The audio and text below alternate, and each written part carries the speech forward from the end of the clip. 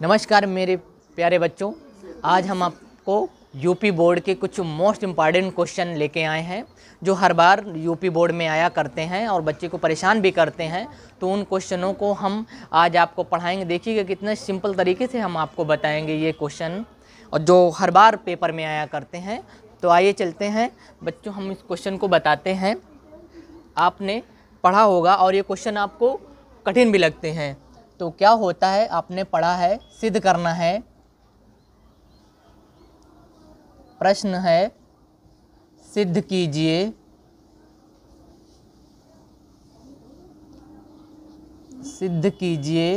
कि √2 एक अपरिमेय संख्या है।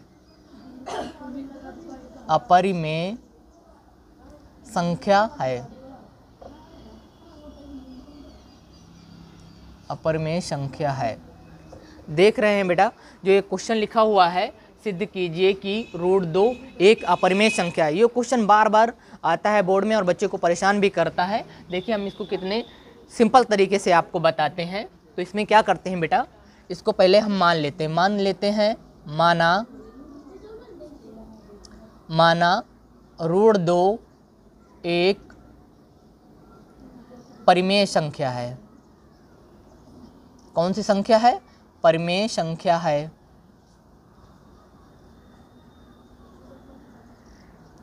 अगर ये √2 परिमेय संख्या है तो फिर आपको पता होना चाहिए, अतः जो √2 है P/Q के रूप में लिखा जाएगा। अगर √2 एक परिमेय संख्या है तो इसको P/Q के रूप में लिखते हैं। फिर आप ये लिखना ना भूलिएगा बेटा, जहाँ P व Q एक धनात्मक पूर्णांक है। धनात्मक पूर्णांक है, जहाँ Q is not equal to 0 तथा HCF कितना आना चाहिए? 1 होना चाहिए। कहने का मतलब ये हो बेटा, अगर √2 एक परिमेय संख्या है तो P/Q के रूप में होना चाहिए, और जहाँ P और Q क्या एक धनात्मक पूर्णांक है और Q की वैल्यू कितनी? 0 नहीं होना चाहिए। अगर ये परिमेय संख्या है तो इनका जो HCF है 1 आना चाहिए। अगर HCF हमारा 1 आ गया तो ये परिमेय संख्या होगी। अगर HCF हमारा 1 से ज़्यादा आया या कम आया तो हमारी कौन सी हो जाएगी? अपरिमेय संख्या। यही हमको सिद्ध करना है। तो हम क्या करते हैं बेटा, इसमें ये नीचे वाला है जो आपका ये हर को हम इधर ले जाएंगे। तो आपका ये √2 हो गया, ये आपका Q हो गया, बराबर में कितना हो गया? P हो गया। फिर हम क्या करते हैं, दोनों पक्षों का वर्ग करेंगे। दोनों पक्षों का वर्ग करने पर, दोनों पक्षों का वर्ग करने पर, तो चलिए बेटा वर्ग कर लीजिए। √2 Q का स्क्वायर करेंगे, बराबर में हो गया P²। तो यहाँ से स्क्वायर से इसका रूट हट जाएगा तो ये हो जाएगा 2 और ये हो जाएगा आपका Q², बराबर में क्या हो गया? P²। आप देख रहे हैं जो P² का ये एक गुणनखंड 2 × Q है, इसी तरह इसका P का भी एक गुणनखंड 2 × Q हो जाएगा। तो फिर आप यहाँ लिखेंगे, यदि P² का एक गुणनखंड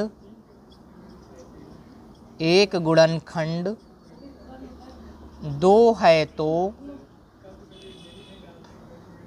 P का भी एक गुणनखंड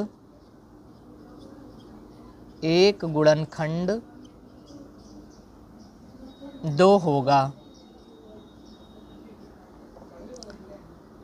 इसलिए फिर हम क्या करते हैं बेटा, इसको मान लेते हैं। देखिए P² की वैल्यू कितनी हो गई? 2Q²। इसको आप क्या करो, समीकरण नंबर 1 मान लो। अब फिर हम करते हैं, इसलिए Q बराबर क्या करेंगे, यहाँ जो ये 2 है आप यहाँ 2 रखिएगा और यहाँ से हम क्या निकाल लेंगे, इसका मान a के बराबर रख देंगे। किसके बराबर रख देंगे, या p का ही मान रखिए। p बराबर क्या रख सकते हैं, 2a हो गया। फिर अब क्या करेंगे, इसको आप समीकरण नंबर 2 मान लीजिए। समीकरण 2 का वर्ग करने पर, वर्ग करेंगे तो ये हो जाएगा p का स्क्वायर बराबर में हो जाएगा 2a का स्क्वायर, और यहाँ से p स्क्वायर आ जाएगा और ये हो जाएगा 4a का स्क्वायर हो जाएगा। ये समीकरण नंबर आप क्या मान सकते हैं, इसको आप समीकरण नंबर 3 मान लीजिए। p स्क्वायर बराबर कितना हो गया, 4a स्क्वायर हो गया। अब देखिए आप, यहाँ भी p स्क्वायर है, यहाँ भी p स्क्वायर है। p स्क्वायर की जगह मैं क्या लिख सकता हूँ, 2q स्क्वायर लिख सकता हूँ। लिख सकते हैं कि नहीं लिख सकते, यहाँ p स्क्वायर है, इसका मान 2q स्क्वायर है, ये भी p स्क्वायर है, तो इसके जगह में हम 2q स्क्वायर लिख सकते हैं। फिर आप लिखेंगे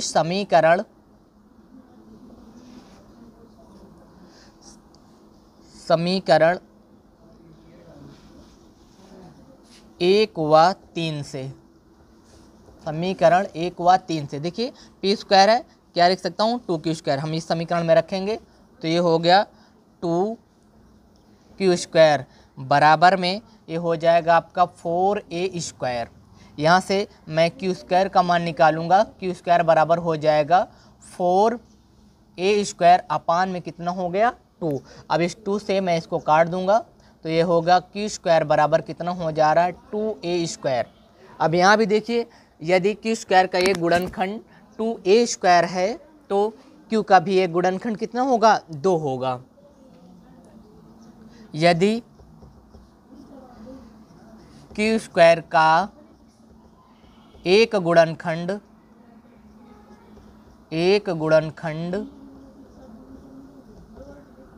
2 है तो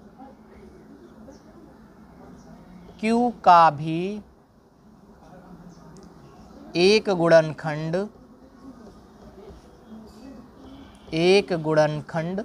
2 होगा। अब आप देखिए यहाँ से फिर हम कंपेयर करते हैं। यदि q का एक गुणनखंड 2 होगा और यहाँ भी देख लीजिए p का भी एक गुणनखंड कितना है, 2 होगा, तो आप बताइए जब दोनों में 2 संख्याएं समान मिल जाती हैं p और q में तो उनका एचसीएफ कितना हो जाएगा, जो दोनों में समान रहेगा। तो इसमें देख रहे हैं q का मान कितना है, 2 है, और यहाँ भी p का मान कितना है, 2 है। तो फिर आप लिखेंगे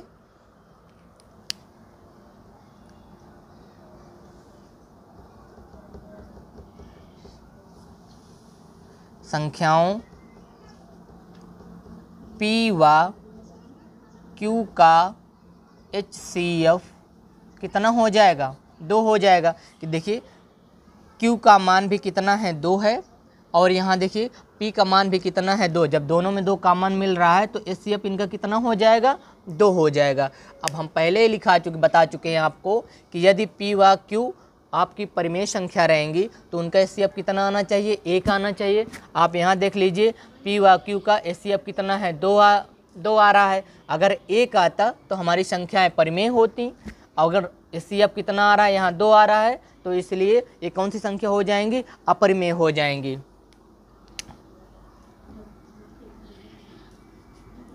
इसलिए √2 एक कैसी संख्या है, एक अपरिमेय संख्या है, अपरिमेय संख्या है।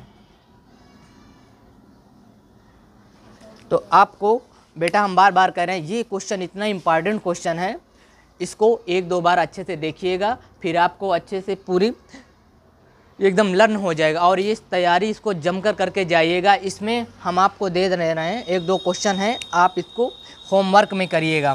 तो होमवर्क में आपके क्वेश्चन आ जाएंगे, होमवर्क में जैसे आप लिख लीजिएगा √5 हो गया, √7 हो गया इत्यादि। ये क्वेश्चन आप होमवर्क में करिएगा 2-3 बार, तो ज़रूर से ज़रूर आपको इस फ़ायदा होगा। और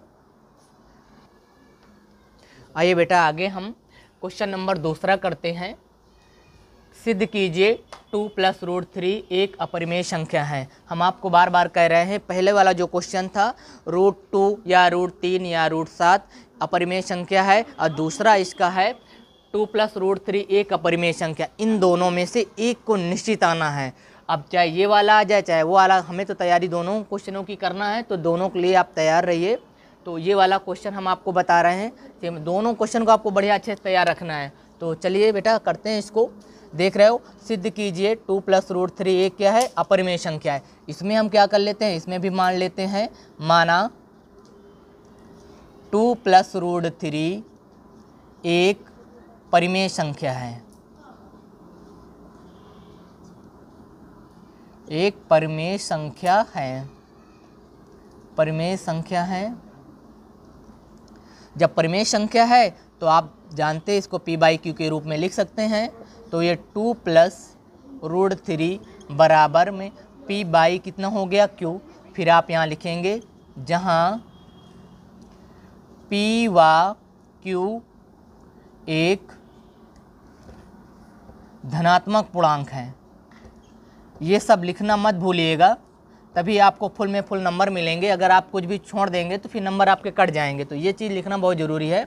जहाँ p व q एक धनात्मक पूर्णांक है और q का मान 0 नहीं होना चाहिए, और HCF इनका कितना आना चाहिए, 1 आना चाहिए।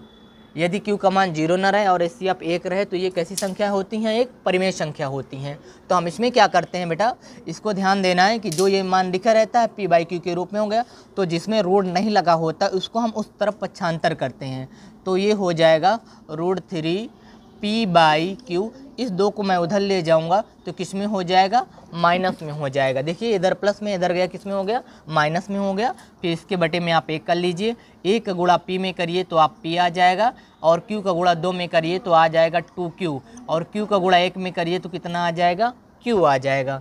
बराबर में कितना हो गया, रूट 3 हो गया। इसको हम समीकरण नंबर क्या मान लेंगे, 1 मान लेंगे। आप देख रहे हैं कि ये वाली जो संख्या रूट 3 है और ये है p माइनस 2q बटे में q, ये कैसी संख्या है, जो अपरिमेय संख्या होती हैं। अपरिमेय का मतलब आप समझ रहे हैं ना, जिनका स्क्वायर रूट वर्ग नहीं निकलता है तो अपरिमेय संख्या होती हैं। और हमने देखा ये रूट 3 भी क्या है, किसी का वर्ग नहीं बन रहा है, तो ये आप कौन सी संख्या हो जाएंगी, अपरिमेय संख्या। अभी हम सिद्ध भी करके आए हैं, रूट 2 एक अपरिमेय संख्या, उसी तरह की ये भी है।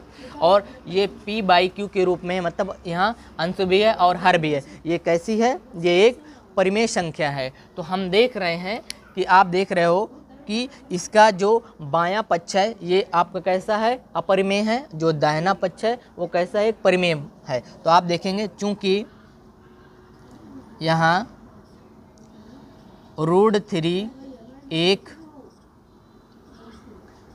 अपरिमेय संख्या है, अपरिमेय संख्या है,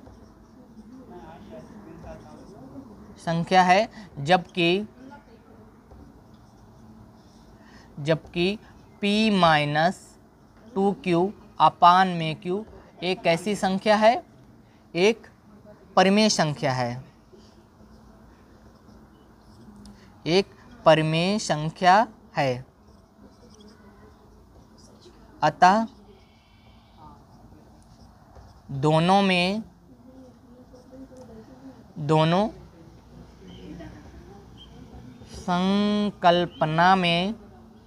संकल्पना में विरोधाभास है, विरोधाभास है। तो आप कह सकते हैं जो रूट 3 है इसके इक्वल नहीं है, किसके, p माइनस 2q अपान में q के इक्वल बराबर नहीं है। जब दोनों संख्याएं बराबर नहीं हो सकती तो ना ये परिमेय ना तो ये अपरिमेय, बराबर नहीं हो सकती। या तो इसका मान इसके बराबर होना चाहिए तब भी सही हो जाता कि हाँ परिमेय है। अब दोनों का मान बराबर नहीं है, इसलिए कैसी संख्या हो जाएंगी, ये अपरिमेय संख्या हो जाएंगी। इसलिए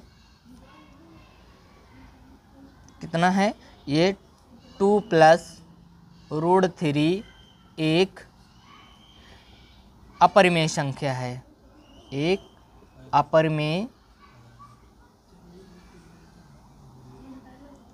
अपरिमेय संख्या है। देख रहे हैं बेटा, इस सवाल को हम कितनी बारीकी से आपको बता दिए हैं। तो आपको ज़्यादा नहीं, सिर्फ 2 ही क्वेश्चन आपको रटना है, √2 वाले, या तो अगर नहीं आता है तो 2 + √3 वाले। ये दोनों क्वेश्चन को आपको बहुत तरीके अच्छे से रट लेना है। कम से कम 3-4 नंबर आपको ज़रूर से ज़रूर मिलेंगे। ठीक है, धन्यवाद। आप हमारे चैनल को इसी तरह सब्सक्राइब करते रहिए और लाइक बढ़ाते रहिए। धन्यवाद।